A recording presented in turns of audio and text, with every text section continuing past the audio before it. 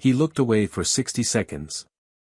When he turned back, his daughter was crying in the arms of the janitor, and in that moment, everything the billionaire thought he knew about love, power, and trust began to unravel.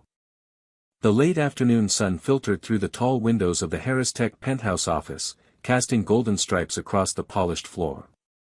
The room, sleek and modern, was mostly quiet except for the soft hum of city traffic 30 stories below. 5-year-old Emily Harris sat cross-legged on a plush blue rug in the corner, humming to herself while brushing the tangled blonde hair of her favorite doll. Her father, Matthew Harris, stood at the massive glass wall, his phone pressed to his ear as he discussed a high-stakes merger with a board member from Tokyo. His voice was low and clipped, focused and sharp, the voice of a man who built an empire from code and charisma. He had brought Emily to the office that day because her nanny had called in sick, and the backup couldn't arrive in time. Normally, his daughter didn't come anywhere near his work world, a world of suits, numbers, and constant pressure, but today, she had been unusually quiet and content just being near him. He had smiled earlier, watching her draw quietly, thinking maybe, just maybe, he could be both CEO and father without something falling apart. He turned away from the window to grab a report from his desk, still deep in conversation. It only took a moment, a single breath of distraction. Behind him, Emily had decided to bring her doll over to the water cooler. She wanted to show her baby how it worked. In her tiny pink sneakers, she tiptoed over, holding the doll up high like a prize. But her foot caught on the edge of a chair leg. There was a sudden, sharp cry, the dull thud of a small body hitting the ground, and then, silence. Matthew froze. The phone slipped from his hand and clattered to the desk. In that soundless second, before he could even turn around, someone else had already moved. Rachel Morris, the building's janitor, had been mopping just outside the glass door of his office. She was a woman few noticed, brown hair tied back messily, plain uniform, eyes tired from years of surviving more than just long shifts. But Rachel noticed everything. She had seen the little girl walking near the chair, sensed the imbalance, and moved before her mind even fully caught up. By the time Matthew whipped around, Rachel was already kneeling on the floor, her arms wrapped around a sobbing Emily. The child clung to her shirt, her small face buried in the woman's chest, gasping through tears. Rachel murmured soft, shaky words, a mix of instinct and memory, while rocking Emily gently, her hand protectively cradling the girl's head. Matthew stood motionless for a moment, not understanding what he was seeing. His daughter. A stranger. Touching her. Holding her. His first emotion wasn't gratitude, it was panic. He strode across the room, his voice rising. What the hell is going on? Get away from her. Rachel didn't flinch. Her eyes met his, steady, calm, strangely fearless, and then she looked back down at Emily. She fell, she said softly. She was scared. Emily whimpered and gripped Rachel tighter, refusing to let go. Something in Matthew's chest twisted. The anger in his voice faltered as he looked closer, not at Rachel, but at his daughter's face. The tears. The panic. The comfort she had found not in him, but in a complete stranger. And for the first time in a very long time, the man who had built firewalls and fortunes, who had calculated risk with terrifying precision, stood completely unprepared. Not for a business move. But for something far more human.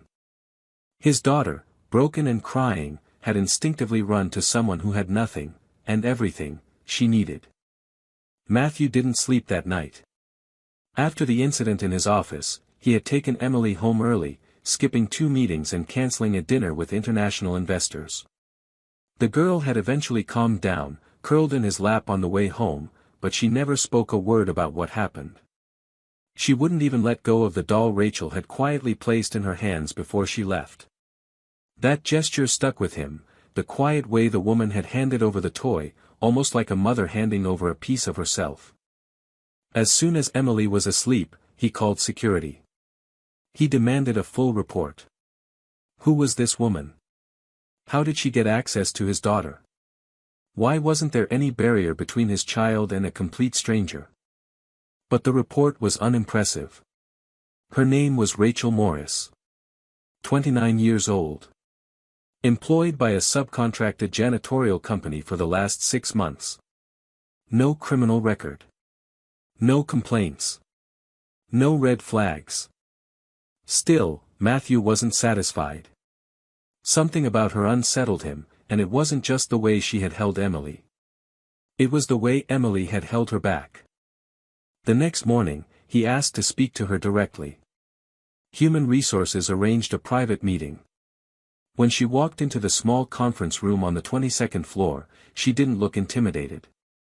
She didn't fidget, didn't apologize, didn't act like someone who had crossed a line. She simply walked in, nodded politely, and waited. Matthew studied her in silence for a moment. Her uniform was clean but worn.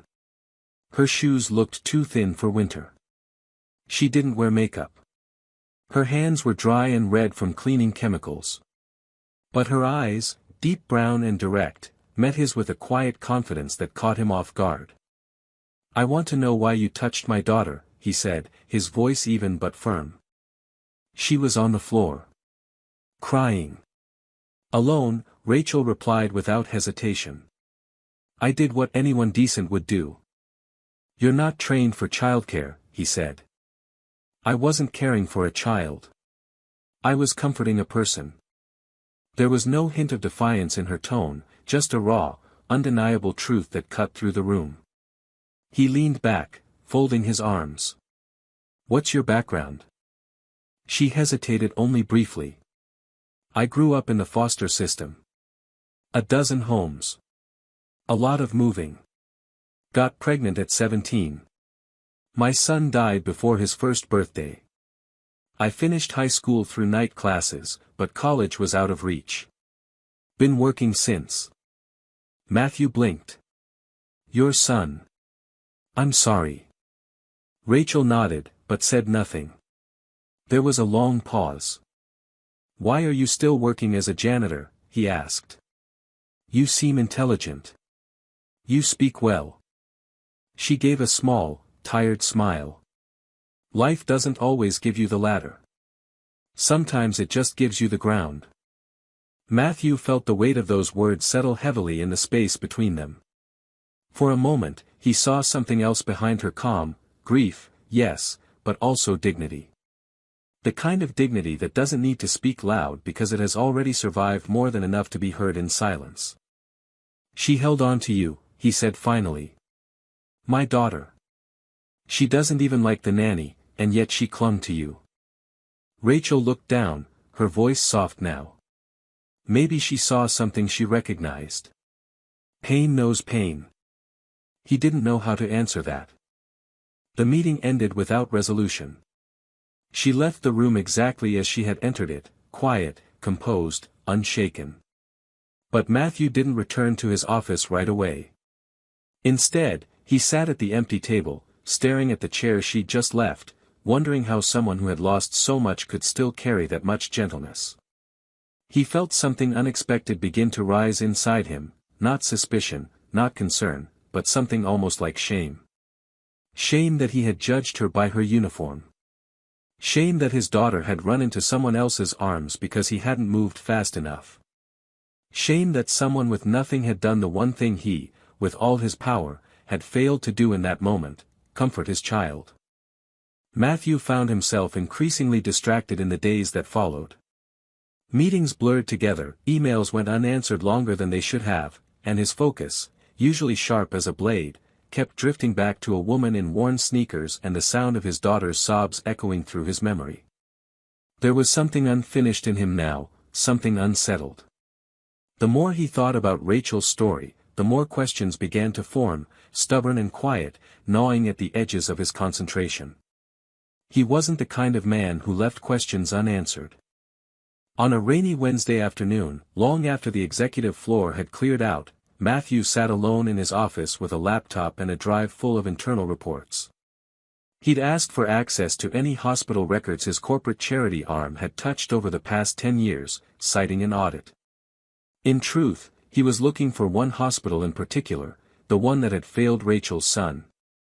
She hadn't named it, but from her employee file and the dates she mentioned, he triangulated the city and the year. It took 2 hours of cross-referencing charitable grant recipients with regional data, but eventually, he found it, St. Vincent's Children's Medical Center.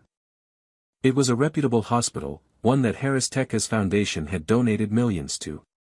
On paper, it had high performance ratings and excellent neonatal care stats.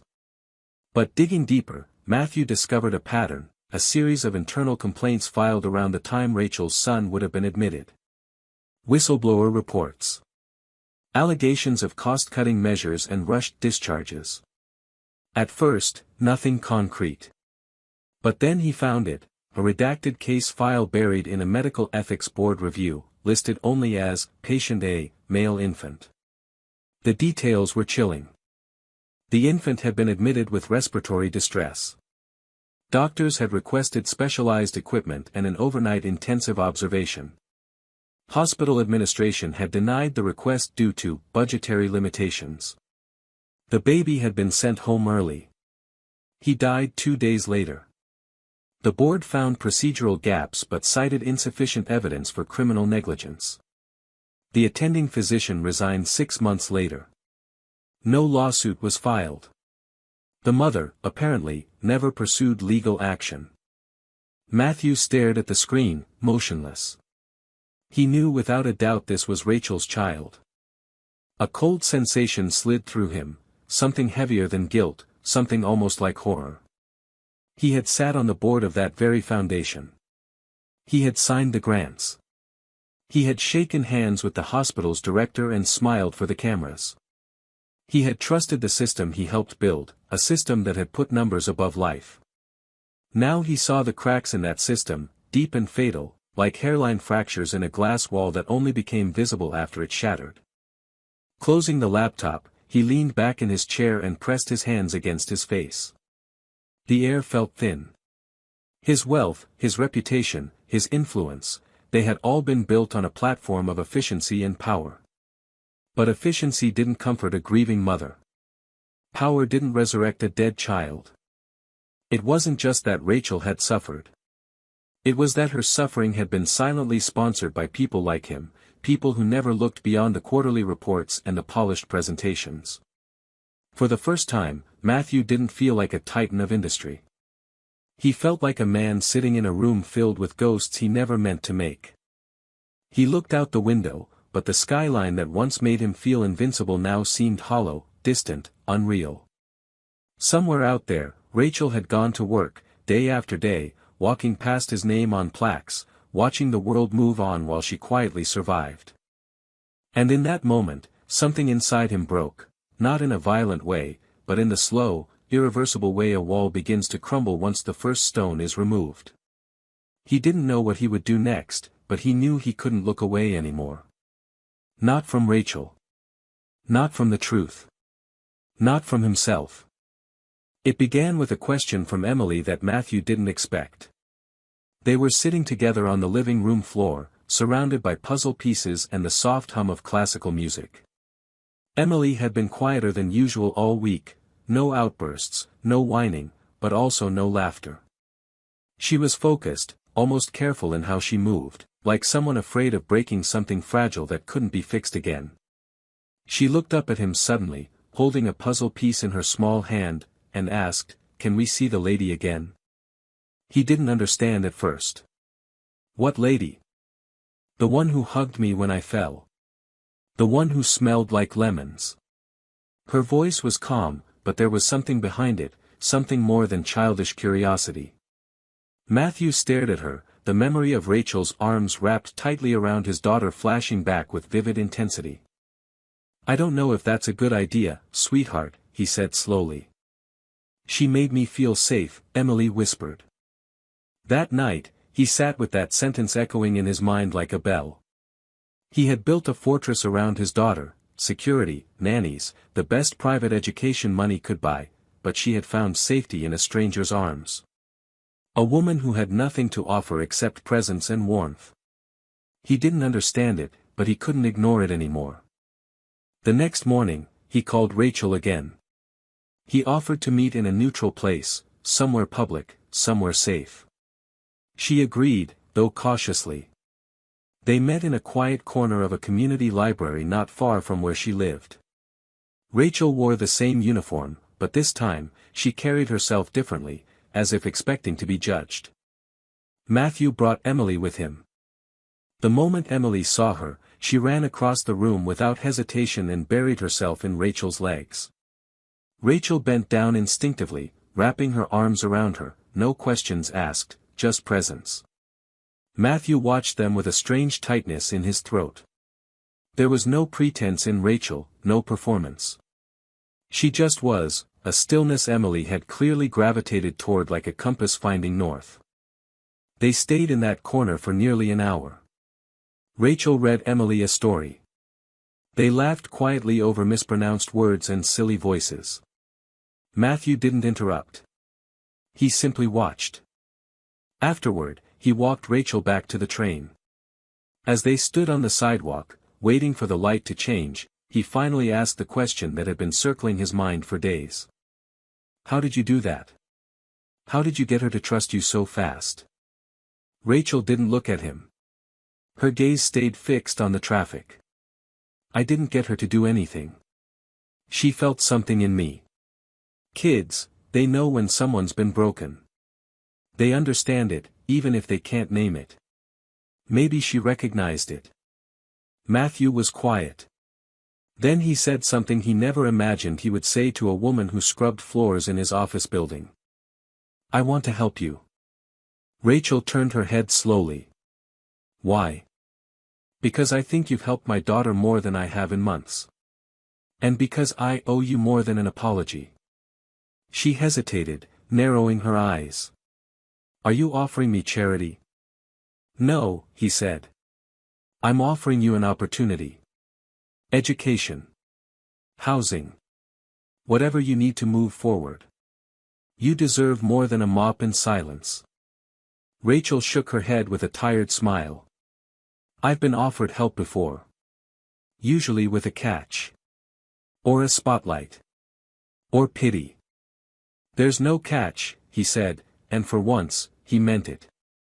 But she still said no. I don't want to be someone's redemption project. I did what I did because a little girl was crying. That's it. That's all. They stood in silence for a long time, the city moving around them in waves. Finally, Rachel stepped toward the train steps and paused. Your daughter's special, she said. Don't smother that. Don't protect her so much that she can't feel the world. It'll hurt her. Let her feel it. Even the sadness. Maybe especially the sadness. Then she disappeared down the stairs. Matthew stood there long after she had gone, the cold wind biting at his coat. He had tried to do what rich men do, solve things with resources. But Rachel had reminded him of something brutal and honest, that some wounds can't be fixed by offers. Some people don't need saving. They need seeing. And for the first time in his life, Matthew Harris realized he didn't know how to see someone unless they were wearing a suit, carrying a briefcase, or asking for money. Rachel wasn't asking for anything. She had only given. And somehow, his daughter had understood that long before he did. The backlash came faster than Matthew could have anticipated.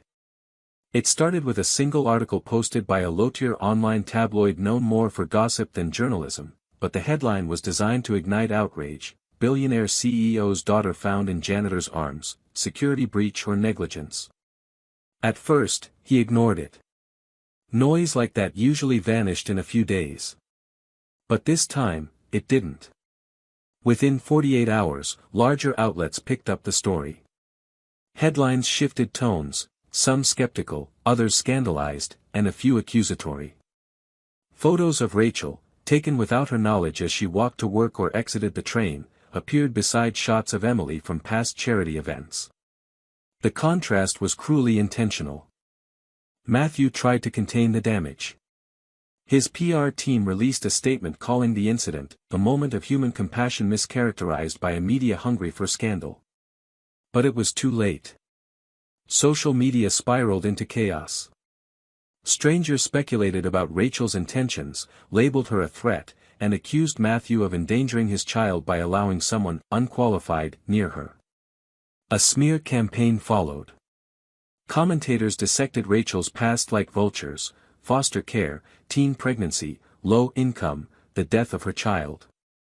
The tragedy that should have earned her compassion instead became ammunition against her. The janitorial company that employed Rachel quickly caved under pressure. She was suspended pending further investigation. Her landlord, worried about press outside the building, gave her notice. Anonymous threats began to arrive in her inbox, ugly messages, full of hate and fear, accusing her of being a manipulator, an opportunist, even a danger to children. She lost 2 of her part-time evening jobs within the same week.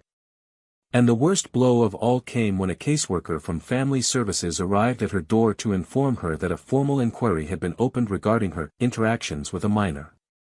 It was absurd, and she knew it. But the process itself was punishment. When Matthew found out, he drove to her neighborhood himself. No driver. No security. Just him. He found Rachel sitting on the front steps of a crumbling walk-up building with a paper eviction notice still taped to the door behind her. She didn't cry. She didn't ask for help. She looked up at him with an expression he couldn't fully name, something tired, raw, and burning with quiet defiance. "This is my fault," he said. "I should have protected you." "No," she replied calmly. "This is what happens when someone like me touches someone like her. The world doesn't know how to handle it." He sat beside her in silence. The air was cold. The sky overcast. Neither of them spoke for a long time. Then Matthew said, almost to himself, "I spent my whole life building systems. And every one of them just failed the best person I've met." Rachel didn't answer, but her silence agreed with him. Later that week, during a press conference intended to launch a new product, Matthew did something no one expected. He stepped up to the podium, ignored the teleprompter, and spoke from the gut. He admitted that one of the hospitals supported by his foundation had failed a young mother and her infant son. He admitted that his company, through layers of bureaucracy and indifference, had become part of a machine that allowed that failure to go unpunished. Then, without naming Rachel directly, he condemned the attacks against her. He said that compassion should not be a liability. That dignity should not depend on income. And that the ability to comfort a child in pain was not something that required a resume, only a heart. The board was livid. Investors panicked. Stocks dipped. Internal emails flew like sparks in a dry forest. But Matthew didn't back down. When asked by a reporter if he was worried about losing control of his company, he responded with quiet finality, "If that's the cost of doing the right thing, then maybe it's time I paid it." And he did. Within days, the board convened an emergency session and voted to remove him as CEO. Shareholders watched with open mouths as the man who built Harris Tech from the ground up was forced to step down. He handed over his badge, cleared his office, and walked out without fanfare. The only thing he took with him was a photo of Emily from his desk. He went home that night not to a skyscraper or a private jet, but to a modest rental in Brooklyn where he sat across from Rachel at a table too small for his old world. She poured him a cup of tea. Neither of them spoke for a long while. When he finally looked up at her, she said something that stunned him more than all the headlines. "You didn't lose anything worth keeping." And somehow, he believed her. In the weeks after Matthew's public resignation, the noise around the scandal faded, but the consequences remained like bruises beneath the surface. News cycles moved on, the headlines replaced by fresher scandals, shinier betrayals, and louder collapses. Yet for Matthew, life didn't return to normal, it couldn't. His name was no longer attached to the daily performance of the company he had once built from scratch. His face was no longer printed on shareholder reports or projected on giant screens at industry summits. The invitations stopped coming. Former allies went silent. His phone, once a constant buzz of demands and praise, became eerily quiet. He spent his mornings walking. Sometimes through the parks where Emily liked to chase squirrels, sometimes through neighborhoods he used to drive past without a thought. For the first time in years, he had space to feel the weight of things. He thought about the coldness of boardrooms, about the language of profit margins that once dictated his morality. Now, when he passed street vendors or watched a mother juggling groceries and a stroller, he didn't see economic abstractions. He saw people. The invisible fabric he used to overlook had texture now: pain, survival, resilience, quiet kindness. Rachel, meanwhile, moved into a small apartment with the help of a community organization Matthew had quietly funded, though she didn't know that at first. She was still working part-time, mostly evenings, and attending free online courses that required more patience than she thought she had left. Emily visited often. Matthew never forced it. It just happened. The girl would draw pictures for Rachel and ask when they could see her again. When Emily was with Rachel, she seemed freer, lighter, as if something inside her had finally begun to heal. One chilly morning in December, Matthew stood in front of a decaying brick building in East Harlem, an old recreation center that had long been abandoned. The inside was gutted, full of dust and broken glass. It had been on the city's demolition list for years. But Matthew saw something in its bones. Not just a building. A possibility. 6 months later, it reopened under a new name, the Morris Center for Mothers and Children. It wasn't flashy. No ribbon-cutting ceremony, no celebrity endorsements. Just a place where struggling mothers could find day care, mental health services, job placement support, or simply a warm room where someone would listen. It was named not in charity, but in respect, for a woman who had nothing to give but gave anyway. Rachel didn't want the center named after her. She protested it at first. But when she walked through the finished halls for the first time and saw murals painted by local artists, classrooms filled with donated books, and a wall of framed photographs of real mothers and children from the neighborhood, she cried quietly. It wasn't her name that moved her. It was the feeling that for once, the world had made space for people like her. Matthew didn't return to tech. He was offered roles, consultancies, board positions, but he declined each one.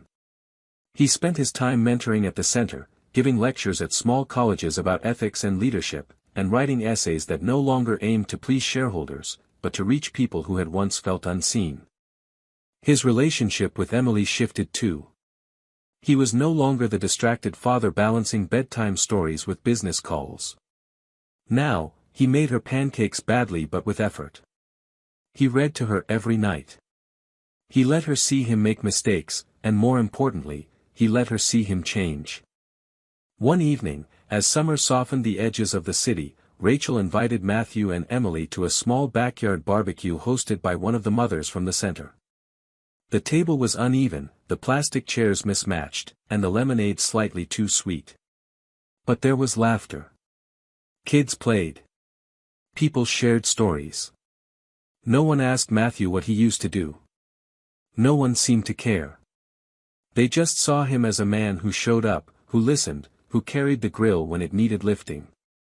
At the end of the night, as they packed leftovers into foil and wiped spilled juice off the patio, Rachel looked at him across the table. There was something new in her eyes, not guardedness, not pity, not skepticism. Something softer. Trust, maybe. Or forgiveness. Or just the quiet knowledge that, against all odds, two people from opposite ends of the world had met somewhere in the middle, and neither had walked away unchanged. By the time another full year passed, the rhythms of life for both Matthew and Rachel had settled into something quiet, steady, and completely different from the lives they had known before.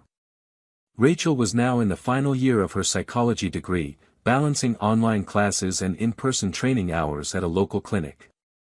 It wasn't easy. There were nights she barely slept, juggling textbooks and appointments, and there were moments when the old voices in her mind whispered that she didn't belong in this world of professionals and therapists and neatly organized paperwork. But she kept going. Not out of pride or obligation, but because she finally saw a future worth walking toward, one that wasn't defined by survival but by choice. Emily was thriving. Her teachers said she had become more engaged, more expressive, and more confident in herself. At 7, she was still young enough to believe in magic but old enough to understand loss, and somewhere in between, she had carved out her own language of trust and connection. She had begun drawing pictures of our house that always included 3 figures: herself, her father, and Rachel. Sometimes a cat too, though they didn't have one. Whenever Matthew asked why Rachel was always in the pictures, Emily would answer with the kind of innocence that disarmed everything: because she belongs with us. Matthew had spent most of that year trying to stay out of the spotlight. The man who had once lived inside endless schedules, airports, and meetings now spent his time helping Emily with school projects and volunteering at the Morris Center. He no longer carried the pressure of being a symbol of success. What mattered now was smaller but more honest: being present, being useful, being real. He learned how to fix leaking sinks, how to sit through a community board meeting without checking his phone, and how to apologize without defending himself. In early spring, the Morris Center hosted its first Family Day, a small event meant to bring together the mothers, children, volunteers, and staff who had built the center from the ground up. There were folding tables set up in the back garden, balloons tied to rusted fences, paper signs with hand-drawn letters, and homemade food stretching across every available surface. There was music too, and kids running barefoot through the grass while tired mothers laughed over lemonade and potato salad. Emily spent most of the afternoon glued to Rachel's side, helping her hand out juice boxes and organize coloring books. At some point, a boy scraped his knee, and Rachel knelt down with her usual calm, tending to him with practiced tenderness. Emily stood beside her, watching quietly, and then did something no one expected. She reached out, took Rachel's hand, and said in a voice that carried just loud enough to be heard by the small circle around them, "I wish you were my mommy." Everything stopped for a moment, not because it was awkward or shocking, but because it was real. Rachel's eyes widened, and Matthew, standing a few feet away, froze. The air seemed to hold still. Emily looked up, unfazed by the weight of her own words. "You already feel like a mommy," she added. "Just not the name part yet." Rachel glanced at Matthew. His face was unreadable, caught somewhere between pain and awe. They hadn't talked about this, about anything like this. There was no plan. No script. Only a little girl who had stitched her own understanding of love from the people who had shown up for her, again and again. Rachel knelt down to Emily's height. "That means more to me than anything," she said quietly, her voice steady even as her hands trembled slightly. "You're a very special girl, and I'm so lucky to know you." Emily didn't ask again. She didn't need to. Something had been spoken, and nothing about it needed correcting. Later that evening, as the sun dipped behind the buildings and the last of the families said their goodbyes, Matthew and Rachel stood beside one another near the fence, watching Emily chase fireflies with another child. The glow of string lights flickered overhead, soft and golden. For a while, they just watched in silence, not needing to speak. Then, without turning to her, Matthew asked softly, "Do you ever think about starting again?" Rachel looked at him. "You mean, a family?" He nodded slowly. "I don't mean what people expect. I mean something that actually works. Something built with care." She was quiet for a long time. Then she said, "I don't know if I believe in starting over. But I believe in continuing forward. That feels more honest." He smiled at that, genuinely. "Would you let us keep walking with you?" She looked at him. "I never stopped." They left together, walking slowly down the sidewalk, Emily between them with one hand in each of theirs. And even though the city buzzed beyond them and the world remained imperfect and difficult and unpredictable, there was something complete in the simplicity of that moment: 3 people, no longer broken pieces, but a constellation forming its own quiet shape against the night. The first snow came late that year, falling quietly on a December morning that seemed too still, too delicate for anything hurried or harsh. The streets were layered in soft white, muffling the usual city sounds, and the breath of every passerby came out in clouds. Inside a modest house nestled in a quiet Brooklyn neighborhood, lights were already glowing in the windows long before the sun fully rose. The living room was dressed in small decorations, paper snowflakes Emily had made herself, a slightly crooked tree decorated with handmade ornaments, a few twinkling lights strung carefully around the window frames. It wasn't extravagant, not like the towering trees or polished garlands Matthew had once commissioned for his penthouse, but it was warmer, truer, and completely theirs. The house smelled of cinnamon and fresh coffee. Matthew stood at the kitchen stove, awkwardly flipping pancakes that were too thick on one side and undercooked on the other. He wore an old sweater with a thread coming loose at the sleeve and hummed off-key to the holiday music playing from the radio. Across the room, Rachel sat on the couch, barefoot, a mug of tea warming her hands as she smiled at the sight. Emily was sprawled on the rug, building a fort out of pillows and blankets, narrating her process as if she were hosting a home improvement show. Her laughter rose like sparks, filling the room with something that had taken years to reclaim, joy that didn't come with conditions. There was no schedule that morning. No meetings. No obligations. No pressure to be anywhere but right there, with one another. The snow continued to fall in slow, hypnotic spirals beyond the windows. It covered the lawn, the sidewalks, the cars parked along the street, as if trying to soften the world just a little more. After breakfast, they bundled up and went outside, their boots crunching through the powdery snow as they walked hand in hand to the park nearby. They weren't the only ones there, families and neighbors had come out, children dragging sleds behind them, dogs leaping excitedly through the drifts. Emily made snow angels with a girl from school while Rachel and Matthew stood under a tree, watching, talking quietly. Their conversations no longer had the tension of unspoken boundaries or guilt. They were simple now, about books, plans, memories, the future. They had become something more than allies, more than two people who had survived the wreckage of the past. They had become a team, a quiet unit stitched together by effort, not accident. Later, when the sky began to darken and fingers turned numb despite gloves, they returned home. Emily changed into warm pajamas and curled up with a blanket on the couch. Rachel lit candles along the windowsill, their golden light flickering against the glass. Matthew sat beside his daughter, a book open in his lap, and began to read. The words tumbled out slowly at first, but Emily listened with quiet eyes and a small smile. Rachel joined them a moment later, sitting on the other side, and pulled the blanket over all of them. For a while, there was no sound but Matthew's voice and the wind gently brushing against the windows. Then, without planning or even thinking about it, Emily leaned her head against Rachel's shoulder and said, "This feels like home." Rachel didn't answer right away. Her throat caught.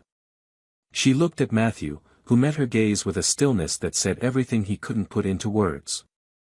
A few weeks later, on a quiet evening just before the new year, they sat at the kitchen table after Emily had gone to bed. The house was quiet again, the only sound the soft clink of spoons in mugs of tea. Rachel pulled a folded paper from her bag and slid it across the table. Matthew picked it up.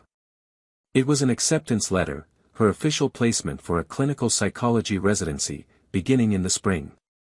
It was at the very center she had once walked into as a client years before.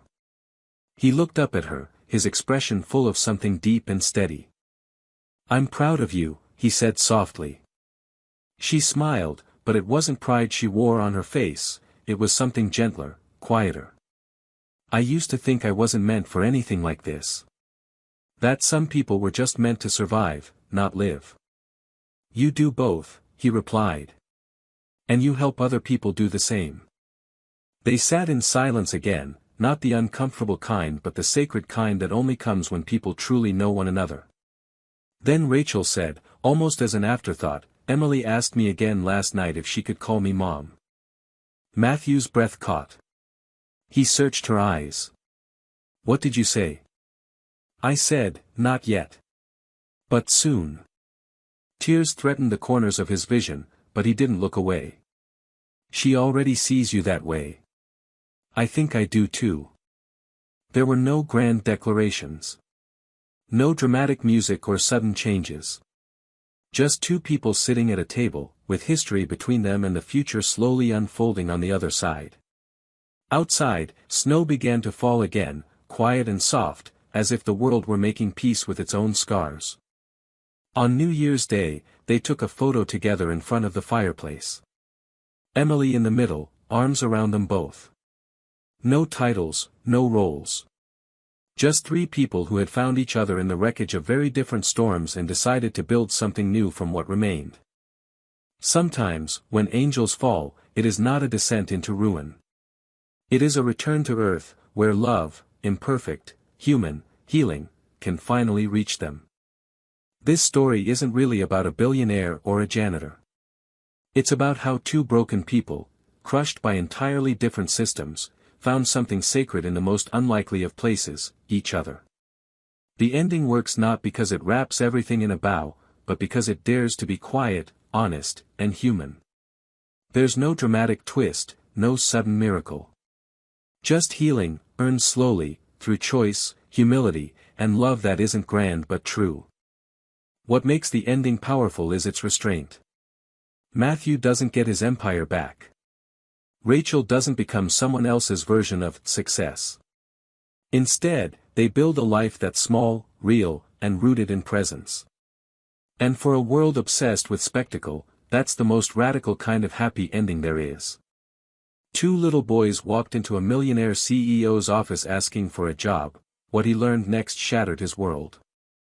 It had started like any other Monday morning for Alex Howell, the CEO of one of the largest technology investment firms in the country. His schedule was packed, as usual, meetings, calls, decisions to be made.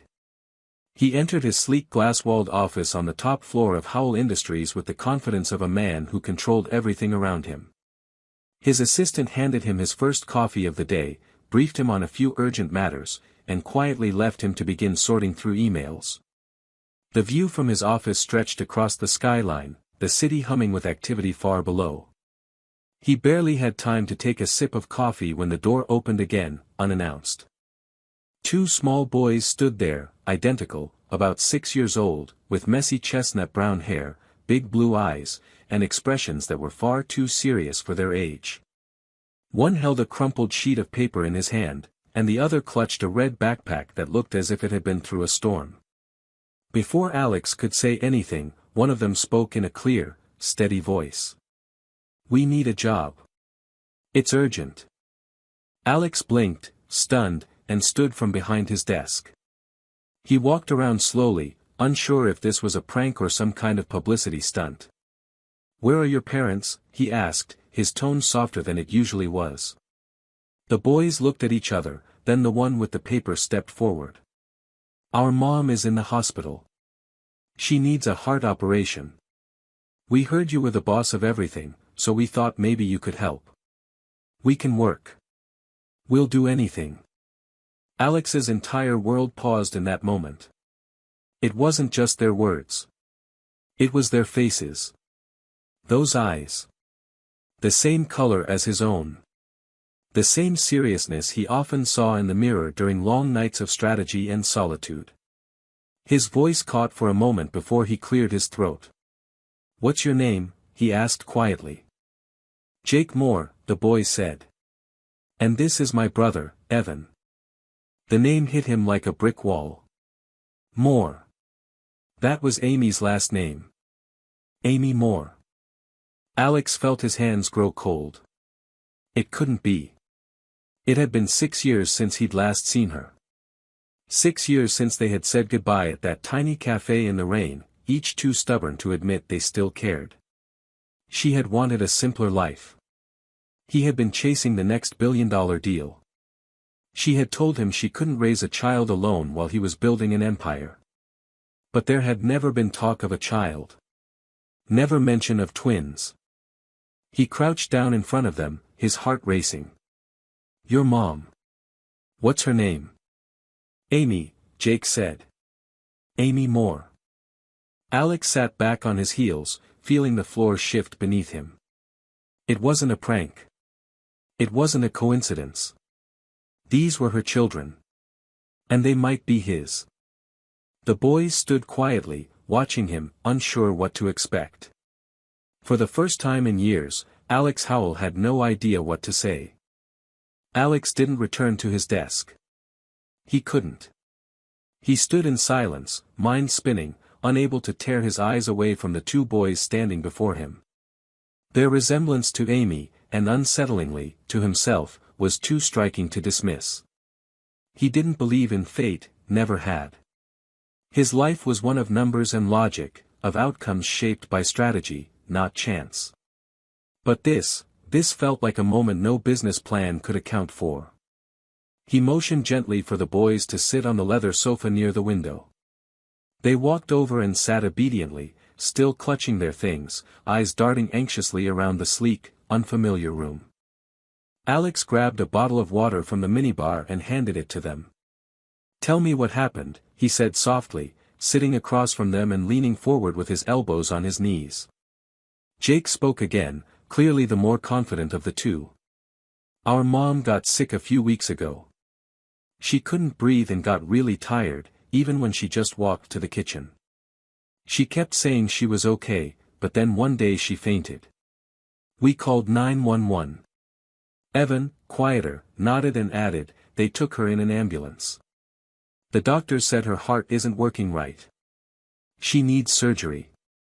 Jake reached into the backpack and pulled out a folder, the kind someone would be given at a hospital. Alex took it, his hands shaking slightly, and opened it. Inside were discharge papers, test results, a letter from the hospital's billing department. He flipped through quickly, stopping on a diagnosis that confirmed what the boys had said: severe valve damage, progressive. Surgery was urgent. Without it, the consequences would be fatal. He leaned back, exhaling slowly. "Where are you staying?" he asked. "Do you have anyone helping?"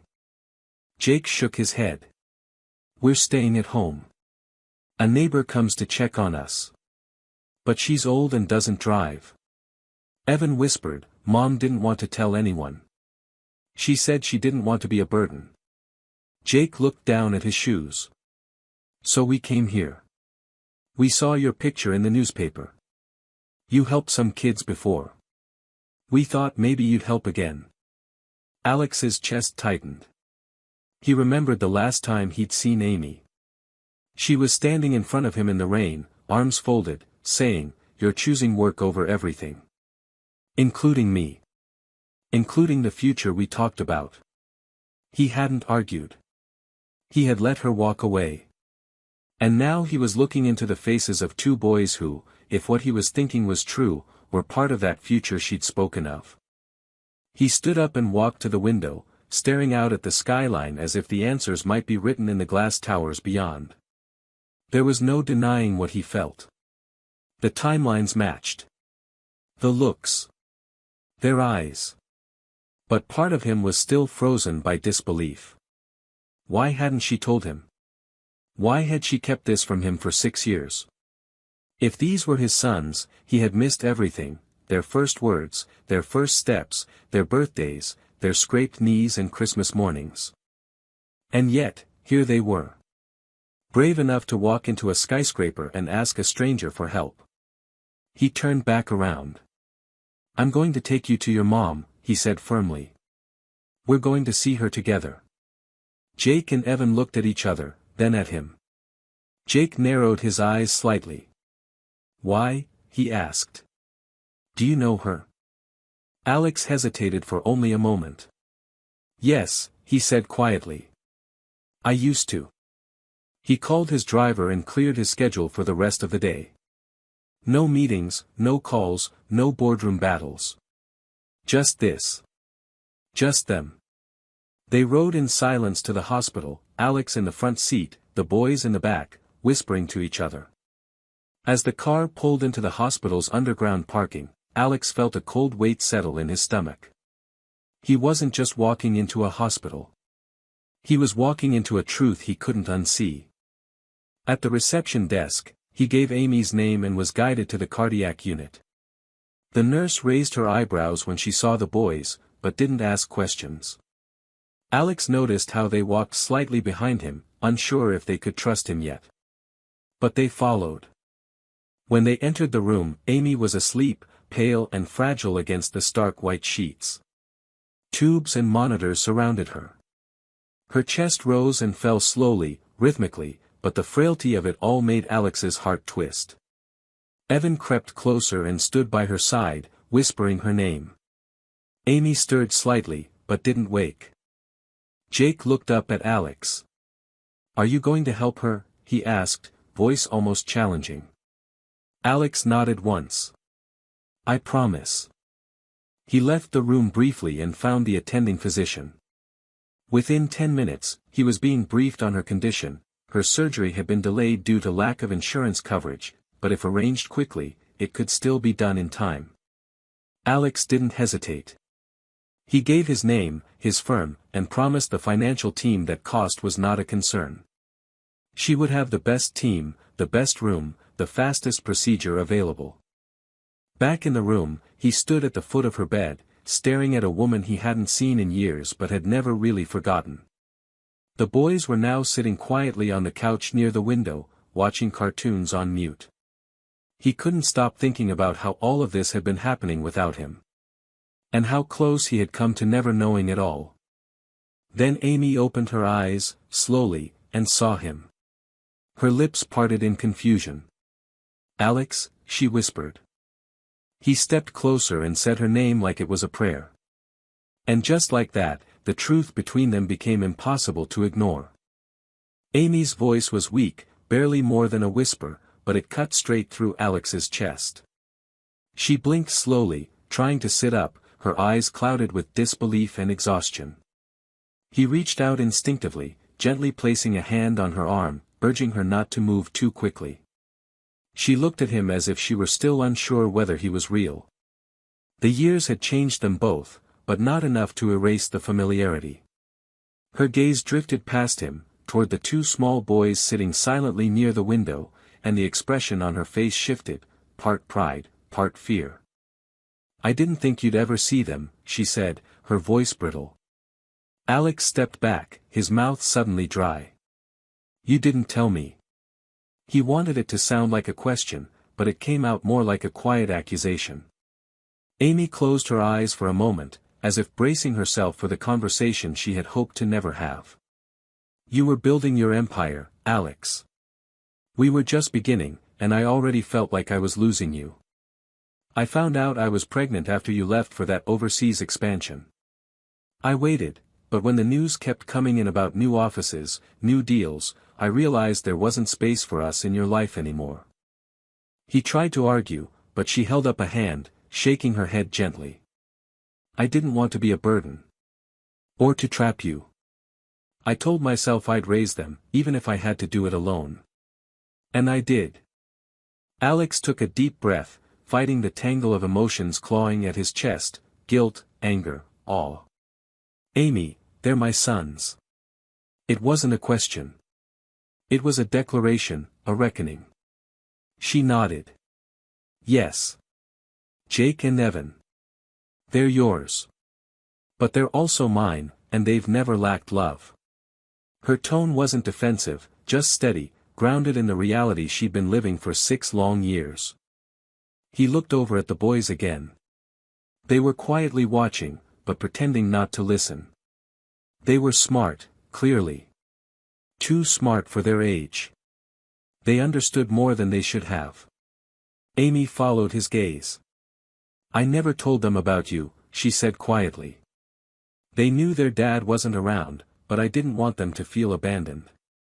So I said you were someone from the past, someone good who had to be far away." Alex sat down at the edge of her bed, his mind spinning. "Do you know what it feels like to realize you've missed their entire lives? Their first steps, their first words, their birthdays, scraped knees, nightmares. You gave me none of it, Amy." "I gave you freedom," she said gently, not as a weapon, but as a truth she had long carried. "You didn't know, and yes, that's on me. But I did what I thought was right at the time. Maybe I was wrong, but I was terrified. I was young and alone, and I was trying to protect 3 lives at once, including yours." Silence settled between them for a long moment, heavy but not hostile.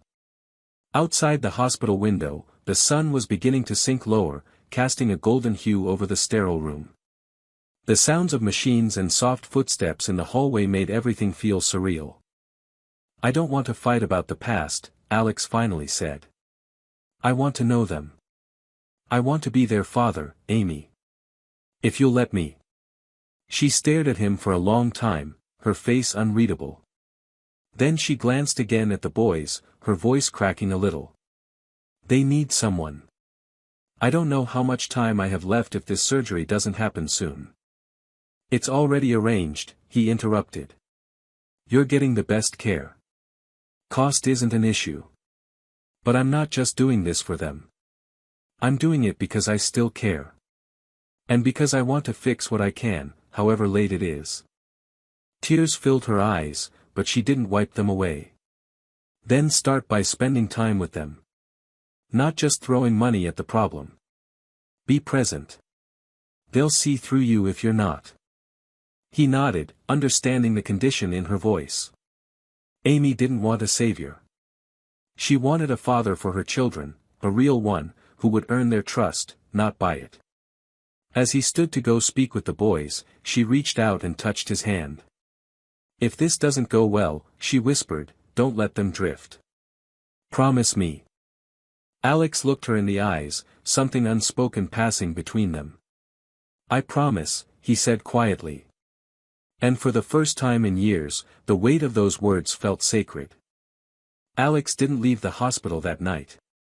Something inside him wouldn't allow it. The sight of Amy in that bed, pale and frail, and the weight of the boy's eyes watching everything from the corner of the room had carved into him a sense of responsibility so deep it surprised even himself. For years, he had measured commitment by contracts and deadlines, loyalty by profit margins. But now he was face to face with something raw, something permanent, his own sons, whom he had never held, never even knew existed. And the woman he had once loved, who had kept that truth from him not out of malice but out of fear, was slipping toward the edge of something irreversible. While Amy slept, Alex stayed with Jake and Evan in the small family lounge down the hall. He ordered food for them, though they barely touched it. Instead, they curled up on the couch, exhaustion finally catching up to them. Evan fell asleep with his head in Alex's lap, and Jake rested beside him, still holding that worn folder of hospital papers like it was a shield. Alex sat perfectly still, afraid to disturb the fragile peace of the moment. The boy's weight against him was foreign but comforting in a way he never expected. He found himself studying Evan's features, the curve of his cheek, the slight part in his hair, and thinking about all the years he had missed. The guilt was unbearable, but beneath it pulsed something else. A quiet, almost desperate resolve. By morning, Amy's surgery was confirmed. The cardiology team briefed him on what would happen and what the risks were. Alex nodded through it all, asking pointed questions, not because he doubted them, but because he needed to do something, anything, to feel in control. He arranged for a private nurse to monitor her post-op care and personally approved the new medical team. Money was no object. But as Amy had said, money wasn't enough. It couldn't buy back 6 years. It couldn't teach him how to be a father in a single night. While Amy was in surgery, he took the boys out for breakfast. He didn't have a plan, he just knew they needed air and warmth, and so did he. They went to a small cafe a few blocks from the hospital. Alex ordered pancakes for all 3 of them and added extra syrup just because it made them smile. Jake sat across from him, cautious but curious. Evan played with the sugar packets, stacking them like blocks. The boys asked questions, not all at once, but enough to make it clear they were trying to make sense of him. "Are you going to leave again?" Jake asked suddenly, not looking up from his plate. Alex didn't flinch. "I didn't know you existed," he said gently. "If I had, I would have done everything I could to stay." "But now you do know," Jake said, locking eyes with him. "So, what happens now?" Alex looked at both boys. Now, I learn how to be here. If you let me. Evan finally glanced up. Are you rich? Alex smiled faintly. Yes. Can we get a puppy?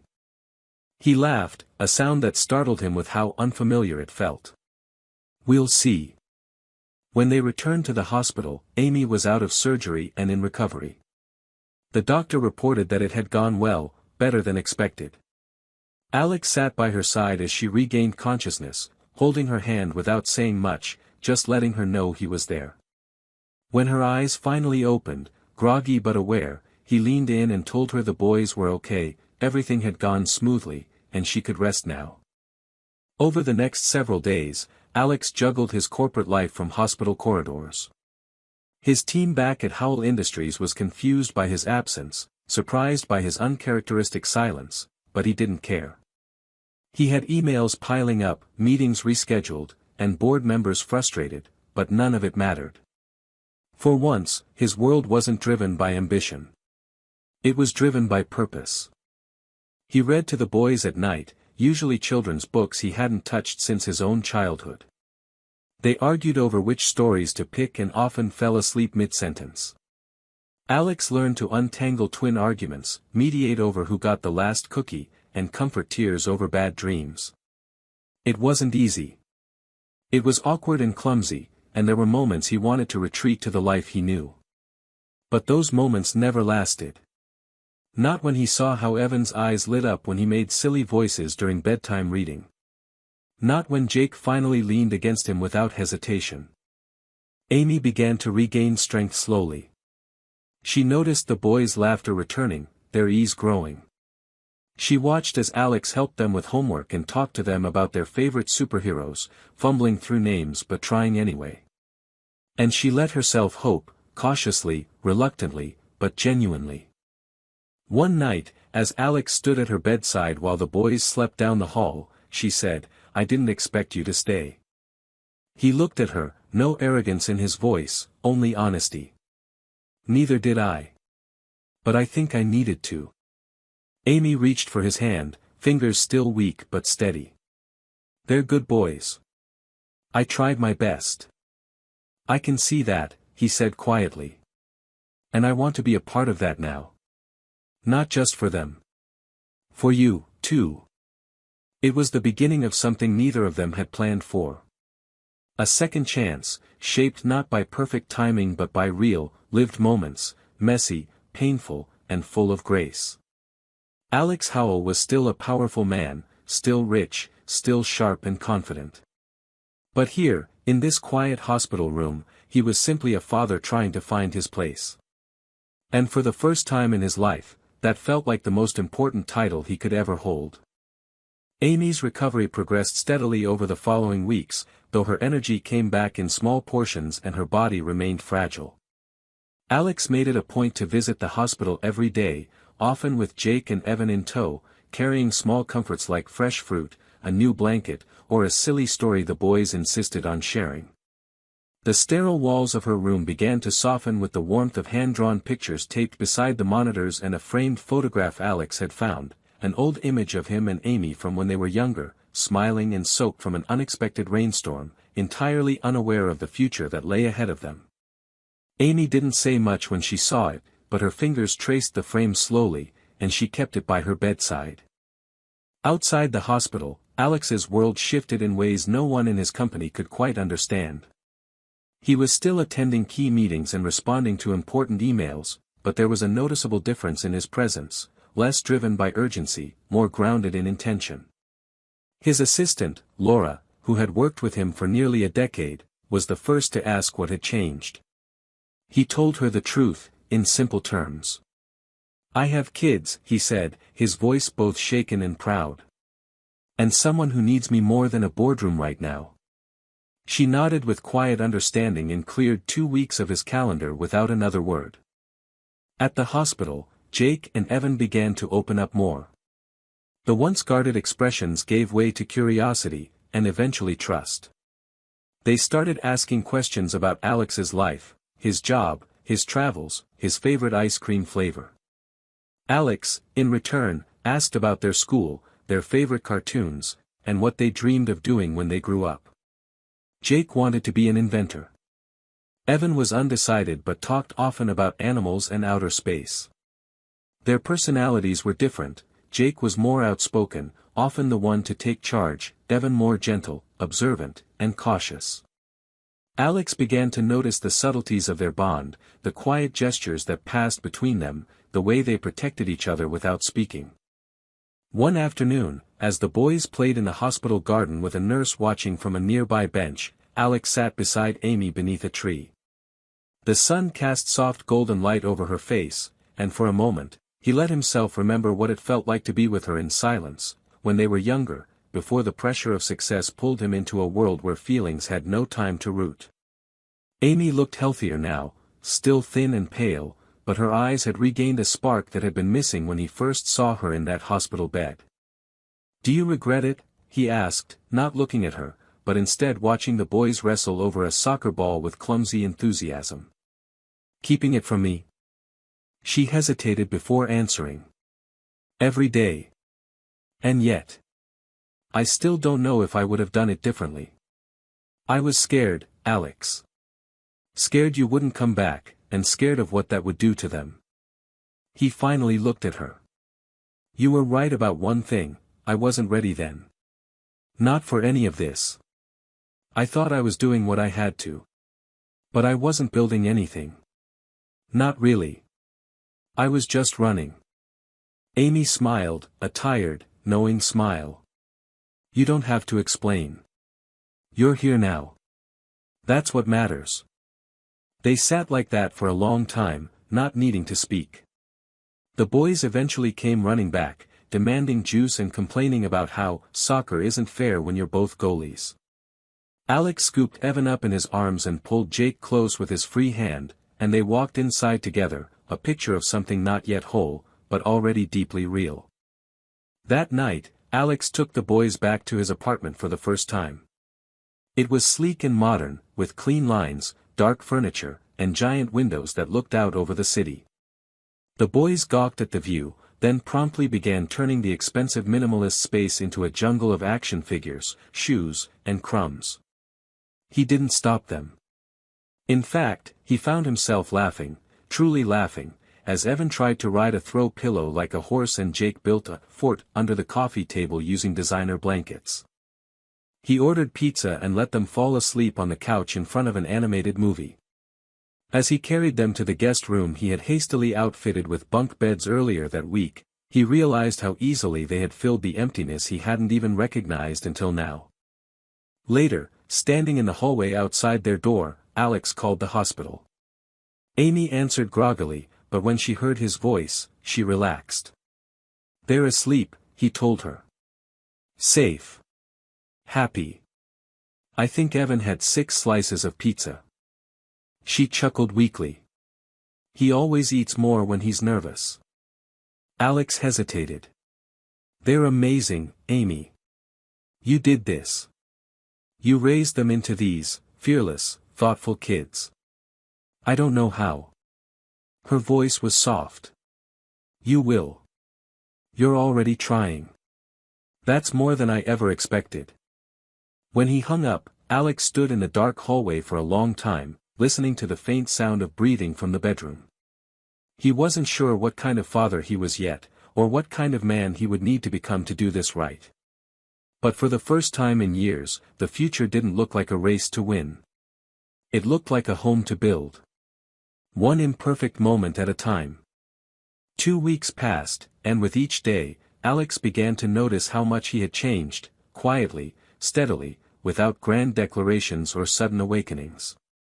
The boys were still cautious with him at times, but they no longer hesitated to reach for his hand when crossing the street or to sit beside him during meals without waiting for permission.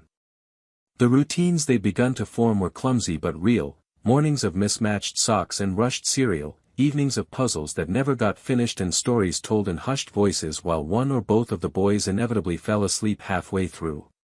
It was messy, and it was loud in a way his life had never been, but Alex found himself craving that noise when it wasn't there. Amy had been discharged from the hospital and was now staying in a quiet rehabilitation center just outside the city. She needed rest, but more than that, she needed space to recover slowly and without pressure. Alex visited her almost daily, sometimes with the boys, sometimes alone. She was regaining her strength, her color returning, her voice no longer thin and strained. Every time he saw her, he saw more of the woman he remembered, and more of the woman she had become, someone stronger, quieter, and somehow even more beautiful than he'd known before. One day, as they sat together in the sunroom of the center, surrounded by potted plants and the gentle hum of silence, Amy looked at him and said, "You know, they already love you. They just don't know how to say it yet." Alex didn't answer right away. He was still learning to carry words like that carefully, afraid they might fall through his hands if he held them too tightly. "I'm not sure I deserve it," he admitted. "But I want to earn it." "They don't care about what you deserve," she replied. "They care about who stays."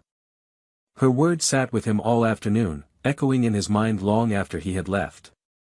That night, as he tucked the boys into bed and listened to their sleepy chatter about something ridiculous they'd seen on television, he felt a quiet kind of pride settle in his chest. They had let him in, not because he had demanded it, but because he had finally shown up. Back at the office, things were beginning to fall into place in a new way. Alex had reorganized his schedule to accommodate afternoons off. His staff had adjusted. Investors were skeptical at first, but as quarterly results stayed strong, they stopped questioning his shift in priorities. What they didn't realize was that he had grown sharper, more focused, now that his life had meaning outside of conference calls and profit margins. Even the board began to sense that his clarity came from something far more rooted than ambition. One afternoon, while Alex was helping Jake with a math worksheet and Evan with a drawing of what appeared to be a rocket ship made of cats, the doorbell rang. It was Amy. She had walked the block from her temporary rehab housing just to see them for a few hours. Her steps were still careful, but her smile was firm. When the boys saw her, they ran to her so fast it nearly knocked her off balance. Alex caught her just in time, steadying her with both hands. Their eyes met, and there was something wordless there, an understanding, a softness, the memory of the years lost and the possibility of those still ahead. They spent that evening together like a family. Alex cooked, or tried to, and Amy sat at the kitchen counter, laughing gently as he burned the grilled cheese. The boys played in the living room, occasionally running in to steal bites of cheese that hadn't turned to charcoal. For the first time since everything had begun, the room didn't feel like a temporary place. It felt like the beginning of something permanent. Later that night, after the boys were asleep, Amy stayed a little longer. They sat together in the quiet, surrounded by the soft sound of the city outside the window. Alex looked at her, unsure how to say what had been building inside him for days. "Do you think we could ever try again?" he asked. Amy didn't answer immediately. She looked around the room, at the toys scattered across the floor, the half-folded laundry, the drawings taped to the fridge. "We're already trying," she said finally. "Just not in the way we expected." Alex reached for her hand. She didn't pull away. That night, as she left and he stood at the door watching her go, he realized that this was the first time he wasn't chasing a dream or running from something. He was here, in the center of a life that had waited years to begin. And he wasn't going anywhere. The rhythm of life had begun to settle into something warm and strange and unexpectedly beautiful. Days were no longer segmented by board meetings or profit projections, but by school runs, meal prep, and short hospital check-ins that turned into long conversations. Alex had grown used to hearing laughter echo through the apartment, his once sterile penthouse now transformed into a space lived in by children, filled with blankets draped over furniture like forts, coloring books spread out across the floor, and shoes that never stayed where they belonged. For the first time in years, the chaos didn't unsettle him. It grounded him. He had come to know Jake's moods, how he grew quiet when something was bothering him, how he paced when trying to make a decision, how fiercely protective he was of his brother. And Evan's dreams, how he saw stories in everything, turning the simplest moment into a saga of pirates or astronauts or magical creatures. They were so different, yet so in sync, two halves of one heart that Alex was finally being allowed to know. Amy had continued her recovery with determined grace. She was stronger every day, walking further, staying longer, laughing more. Sometimes she came over after the boys were asleep and helped Alex sort through old photos she had kept over the years, tiny shoes, birthday hats, a Christmas morning he hadn't been there for. Each photo was both a gift and a small wound, a reminder of all he had missed and all he had now. He didn't run from the pain of it. He welcomed it. Because it reminded him how much it mattered that he was here now. One Sunday afternoon, Alex planned a surprise picnic in the park. He packed peanut butter sandwiches, though Evan only liked the crusts cut off, and slices of watermelon and a thermos of lemonade. He even brought a small kite, something he'd never actually flown in his life. The boys were thrilled. Amy met them there, walking slowly but steadily down the hill toward their picnic blanket, and when Jake saw her, he ran up the path just to hold her hand the rest of the way. They spent hours there. The kite crashed into a tree more than once, and Alex laughed until he couldn't breathe trying to untangle it. Amy sat watching them with the kind of quiet joy that only comes from seeing everything you fought for slowly stitching itself back together. Later, after the sun began to dip low and the park cleared out, Alex and Amy walked along the path while the boys ran ahead. "I keep thinking about how much time we lost," he said, watching Evan twirl around as if he were dancing with the wind. "And I keep wondering if they'll ever forgive me for not being there sooner." Amy slipped her arm through his. "They already have, Alex. They don't hold grudges yet. They're too busy watching to see if you'll stay." He looked at her then, really looked at her, not as the woman who had once slipped out of his life, but as the one who had fought like hell to protect what he didn't know he'd lost. "I'm staying," he said quietly. "Not just for them. For all of us." She didn't answer, but her grip tightened around his arm, and that said more than words could. That night, as they put the boys to bed, Evan asked if Alex could stay in their room for a few extra minutes. He lay beside them on the carpet, staring up at the ceiling, listening to their breathing grow slower. "Hey, Dad," Jake whispered in the dark. Alex swallowed hard. "Yeah. Does this mean we're a real family now?" Alex didn't rush his answer. He reached for Jake's hand and gave it a gentle squeeze. "It means we're becoming one," he said. "Every day, a little more." There was silence after that. But it wasn't the kind that made you uncomfortable. It was the kind that wrapped around you like a blanket. A silence full of trust and slow, growing love. A silence that meant something had finally come home.